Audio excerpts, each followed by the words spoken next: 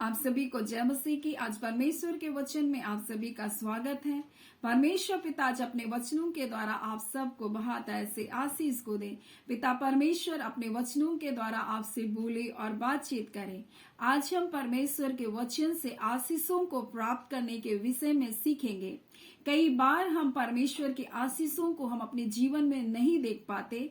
उसका कुछ कारण है जो परमेश्वर आज हमें बताना चाहता है। हमारा परमेश्वर जो महान है, प्रतापी परमेश्वर है, पवित्र परमेश्वर है, भय के योग्य परमेश्वर है, स्तुति के योग्य परमेश्वर है।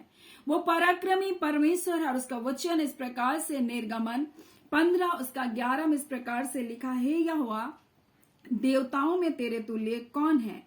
एक प्रसन्न मार्ग परमेश्वर हमारे लिए छोड़ा, कौन है करके परमेश्वर बोल रहा है कि मेरे तुल्य कौन है, क्योंकि वो पवित्रता में महाप्रतापी परमेश्वर है। वो पवित्र परमेश्वर है और उसमें कोई भी अपवित्रता ही नहीं है। और परमेश्वर कहता है वह अपनी स्तुति करने वालों के लिए भय के योग्य और आशीष कर्म का करता परमेश्वर है। यानी जितने लोग उसकी स्तुति करते हैं उनके लिए वो भय के योग्य परमेश्वर है और वही तो आशीष कर्म का करता परमेश्वर है। लेकिन कई बार हम अपने जीवन में परमेश्वर की आशीषों को नहीं देख पा रहे। इसके पीछे एक कारण है जो परमेश्वर आज अपने वचन के द्वारा में बताना चाहता है। मत्ती 10वां अध्याय में जब यीशु मसीह अपने चेलों को प्रचार कार्य के लिए भेज रहा है, उनसे कहता है कि तुम दुष्ट आत्माओं को निकालो, बीमारों को चंगा करो, कोढ़ियों को शुद्ध करो, सेंत मेंत पाया है तुमने, सेंत मेंत दो। और इस प्रकार से कहता है जब तुम किसी नगर या किसी गांव में जाओगे तो पता करना कि उस घर में कौन योग्य लोग हैं, और जो योग्य लोग हैं उन्हीं के घर में तुम रुकना, और जब तक उस गांव में या उस नगर में तुम रहो उसी घर में ठहरे रहना और किसी दूसरे के घर में मत जाना। और इस प्रकार से लिखा जब तुम उस घर में प्रवेश करोगे तो तुम उनको आशीष देना। अगर उस घर के लोग योग्य होंगे तो तुम्हारा कल्याण उन पर पहुंचेगा, और यदि योग्य ना हो तो तुम्हारा कल्याण तुम्हारे पास लौट आएगा।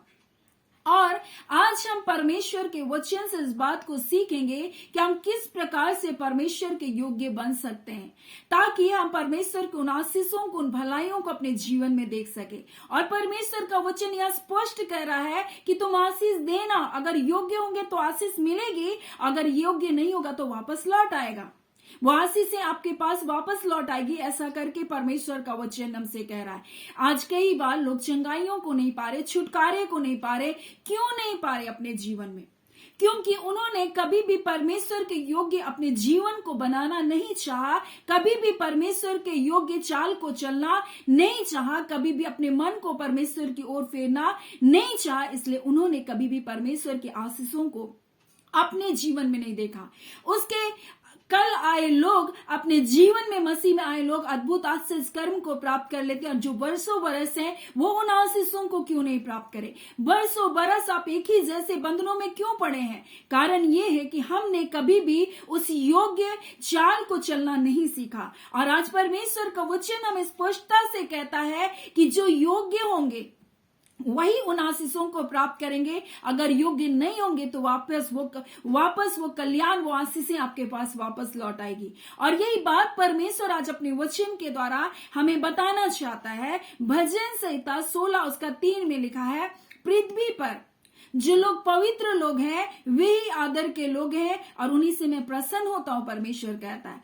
और परमेश्वर का वचन इस प्रकार से हमें इसी मत्ती 10वां अध्याय के लिखा है 37 में, जो माता पिता को मुझसे अधिक प्रिय जानता वो मेरे योग्य नहीं है। फिर उसका वचन कहता है जो बेटा या बेटी को मुझसे अधिक प्रिय जानता है वो मेरे योग्य नहीं है। फिर लिखा जो अपना क्रूस लेकर मेरे पीछे ना चले वो मेरे योग्य नहीं है। कई बार हम अपने जीवन में परमेश्वर के स्थान पर अपने परिवार, अपने बच्चों को और सब चीजों को और धन संपत्ति को हम सबसे पहले रखते हैं, लेकिन परमेश्वर को सबसे पीछे रखते हैं। यानी परमेश्वर बोल रहा है मुझे तुमने अपनी जिंदगी में कभी भी पहला स्थान नहीं दिया है।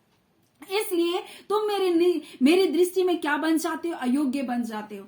आपके लिए सबसे पहले आपका जीवन होता है, आपका परिवार होता है, उसके बाद परमेश्वर होता है। लेकिन परमेश्वर कहना चाहता है योग्य वो है जो मुझको पहले स्थान पर रखते हैं, योग्य वो है जो मेरा भय को मानते हैं। परमेश्वर का वचन इस प्रकार से लिखा है, व्यवस्था विवरण 10:17 और उसका 21 में लिखा, हमारा परमेश्वर स्तुति के योग्य है, हमारा परमेश्वर भय के योग्य है। हम बोलते हैं परमेश्वर हम आपका भय मानते हैं।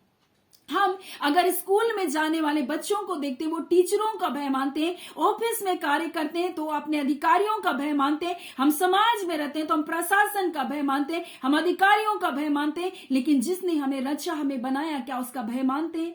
जो स्तुति के योग्य परमेश्वर है, जो भय के योग्य परमेश्वर है, क्या हम उसका भय मानते? अगर हम गलत काम करने से नहीं डरते, हम बुराई करने से नहीं डरते, तो हम परमेश्वर का भय मानने वाले लोग नहीं हैं। अगर हम चुगली करने से नहीं डरते तो हम परमेश्वर का भय नहीं मानते। अगर हम ईर्ष्या करने से नहीं डरते तो हम परमेश्वर का डर नहीं मानने वाले लोग हैं। यानी बुराई करने वाले, चुगली करने वाले, ईर्ष्या करने वाले, डाह करने वाले, अगर इन बातों में आप व्यस्त हैं, इस बातों में आप मस्त हैं, यानी आपको परमेश्वर का भय नहीं। और आप सोच रहे हैं कि परमेश्वर मेरे इन बातों को नहीं देख रहा, परमेश्वर मेरे जलन की बातों को नहीं देख रहा। मैं जब दूसरों के परिवार को तोड़ने के बारे में सोचता हूं, मैं जब दूसरों की हानि के बारे में सोचता हूं, मैं जब दूसरों की चीजों को लेने के बारे में सोचता हूं, जब मैं गबन करने के बारे में सोचता हूं, जब मैं लालच करने के बारे में सोचता हूं, जब मैं घूस लेने के बारे में सोचता हूं, तो क्या आप परमेश्वर का भय मान रहे हैं? और इसलिए उसका वचन कहता है, मेरे मुंह के वचन और मेरे हृदय का ध्यान बोलते तेरे सन्मुख ग्रहण योग्य हो। क्या आपके मन में जो विचार चल रहे हैं, आपके हृदय में जो बातें चल रही है, वो क्या परमेश्वर को ग्रहण योग्य है? जो आप लोगों से बातचीत करते हैं, आप जैसा व्यवहार करते हैं, आपके जैसे शब्द हैं, क्या वो परमेश्वर को ग्रहण योग्य है? और परमेश्वर का वचन कहता है, एक ही सोते से मीठा और खारा जल कैसे निकल सकता है? यानी एक ही से आप आशीष दे रहे, किसी श्राप कैसे हो सकता है? परमेश्वर कहता है, यानी तुम्हारे मुंह के वचन और तुम्हारे हृदय का ध्यान भी परमेश्वर को ग्रहण योग्य होना चाहिए। परमेश्वर को आपके जीवन में पहला स्थान होना चाहिए। फिर परमेश्वर का वचन मत्ती 10 का हम लोग देखेंगे 28 में लिखा, जो अपना क्रूस उठाकर मेरे पीछे ना चले वो मेरे योग्य नहीं। आप निंदा से, अपमान से, लोगों की बुराई से डर जा रहे हैं, आप मसीह के पीछे उसके नाम को लेने से डर रहे हैं, बोलो वो मेरे योग्य नहीं है। और कई बार ये हमारे जीवन में आशीषों को रुकावट डालता है। हम प्रभु का नाम लेने के लिए, हम यीशु के हैं कह के कहलाने के लिए भी हम डरते हैं और हम बोलते हैं प्रभु हमको आपकी आशीष दीजिए। आप स्वतंत्र रूप से परमेश्वर को स्वीकार नहीं करते, आप स्वतंत्र रूप से सबके सामने यीशु को ग्रहण नहीं करते और सिर्फ परमेश्वर के पास अब चंगाई, छुटकारे और आशीषों के लिए आते हैं।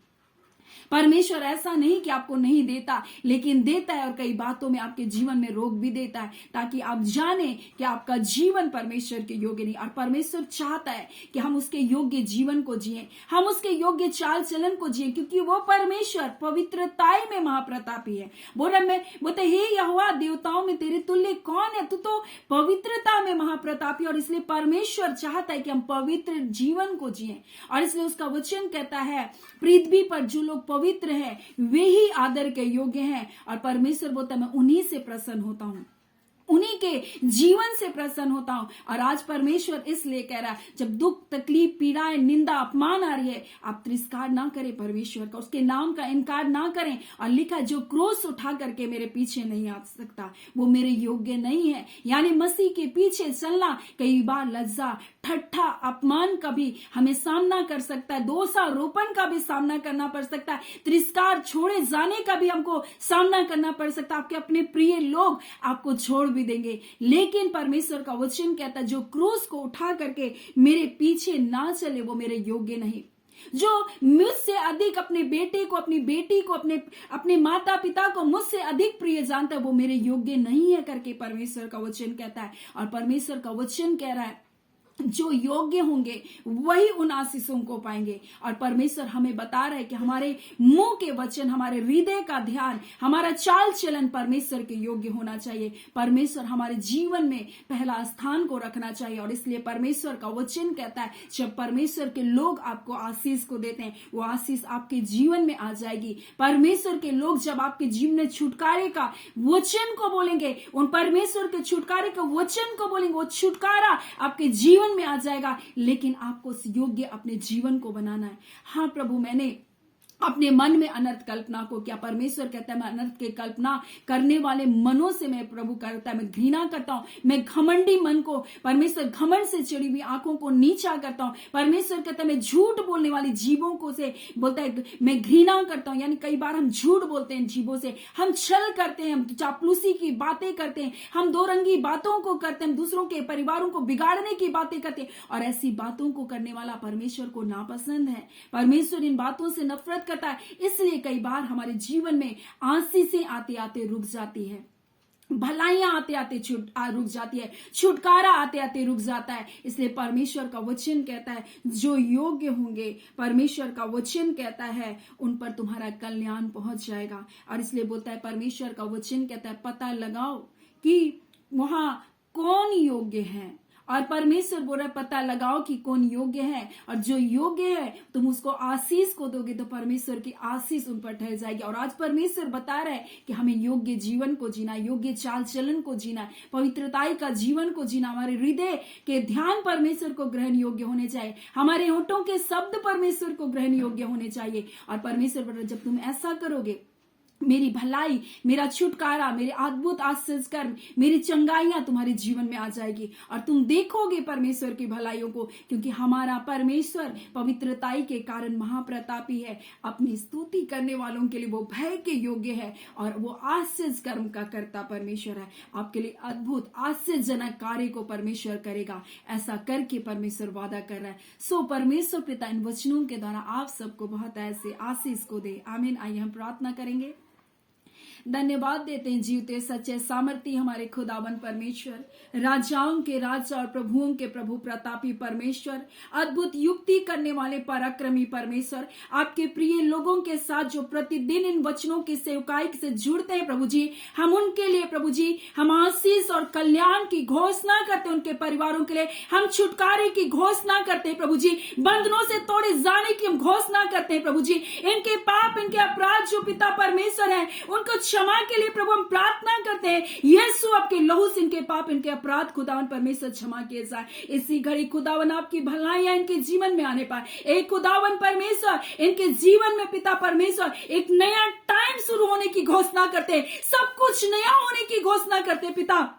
पुरानी बातें जाती रहे प्रभु जी, पुरानी कड़वाहट जाती रहे, पुराने द्वेष जाते रहे पिता। एक दूसरे को क्षमा करके प्रभु एक नया जीवन शुरू करने के लिए अनुग्रह प्रदान करें आज के दिन। ऐ खुदावन परिवार में मेल मिलाप दे रहे, शांति को दे रहे, एकता को दे रहे, भाई भाई के बीच के फूट के बंधन प्रभु जी आज तोड़े जा रहे खुदावन प्रभु जी। आज परिवारों में मेल और मिलाप की आत्मा कार्य करेगी प्रभु। आज परिवारों में शांति की आत्मा कार्य करेगी। जो परिवार टूटा है खुदावन, जो भाई बहन प्रभु एक दूसरे से बातचीत नहीं करते, जो बच्चे अपने माता पिता की अनाज्ञाकारिता में जी रहे, आज खुदावन परमेश्वर वो आज्ञाकारिता में अपने माता पिता से क्षमा मांगने वाला जीवन को जीने पाए। ऐ खुदा नम्र जीवन को जीने के लिए आप अनुग्रह कीजिए अपने लोगों को पिता।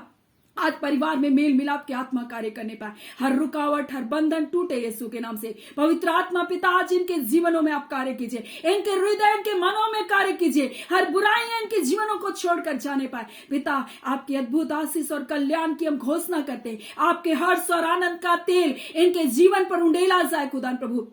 आप पिता पुरानी बातें बीत चुकी है, व्यर्थ बातें इनके जीवनों से निकलने पाए। आज एक नया दिन है प्रभु, नई आशीषों की हम घोषणा करते हैं इनके जीवन में पिता। जितने रोग दुख बीमारी में यीशु के नाम से वो चंगाई को पाए पिता। आपका वचन कहता आपके कोड़े खाने से हम चंगे किए गए हैं। आज पिता एक एक हड्डी एक एक नस खुदा यीशु के नाम से इनके जीवन में परमेश्वर पिता कार्य करने पाए, हड्डियों से बीमारियां निकलने पाए खुदा प्रभु। इनके गुदों से परमेश्वर पिता जो हड्डियों के बीच में परमेश्वर जो गुदे नहीं नहीं है प्रभु जी, और डॉक्टर ने कह दिया प्रभु जी, हाँ खुदावन परमेश्वर ये काम नहीं कर सकता पिता, ओ खुदान वो घुटने काम कर नहीं पाए प्रभु जी, ओ पिता वो पैरे काम कर नहीं पाए खुदान प्रभु जी, ओ पिता कमर के हर एक दर्द, हर एक पीड़ा यीशु के नाम से उनके शरीरों से निकल बाहर होने पाए, एक एक नसों की बीमारियां, एक एक अकड़न, एक एक जगड़न यीशु के नाम से जाता रहे। खुदावन आपने जय छुटकारे को अपने लोगों को दिया पिता, तो पवित्रताई से शोभमान परमेश्वर अपने लोगों को पिता, हाँ पवित्रताई का जीवन को जीने के लिए प्रभु जी आप सहायता करें। ऐ खुदा शुद्ध मन वालों को पिता आप प्रसन्न होते हैं, पवित्र जीवन को जीने वाले लोगों से आप प्रसन्न होते हैं, शुद्ध मन वालों से पिता, हाँ पिता परमेश्वर आप प्रसन्न होते हैं। ऐ खुदा नम्रता का जीवन दे पिता, आपका वचन कहता है जो कोई बालक के समान हाँ पिता आपको स्वीकार नहीं करता प्रभु, हाँ पिता वो स्वर्ग के राज्य में कभी प्रवेश नहीं कर सकता। खुदावन बालक का हृदय दे दे, क्षमा करने वाला हृदय दे दे, विश्वास करने वाला हृदय दे दे ऐ खुदावन परमेश्वर, और अपने जीवन में अपनी आपकी भलाइयों को देख सके।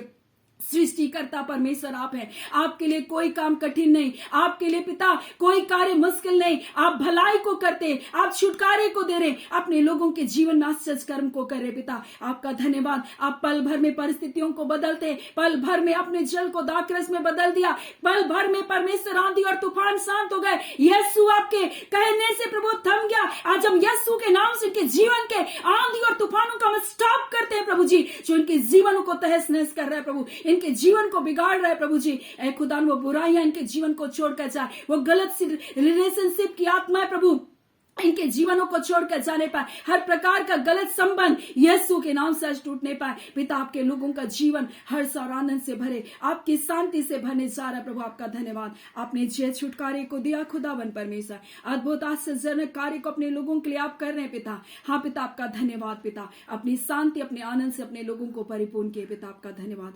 प्रार्थना हम यीशु के नाम से मांगते, दया सुन अनुग्रह से ग्रहण कर लीजिएगा, आमीन। परमेश्वर पिता आप सबको बहुत ऐसे आशीष को दे, आमीन।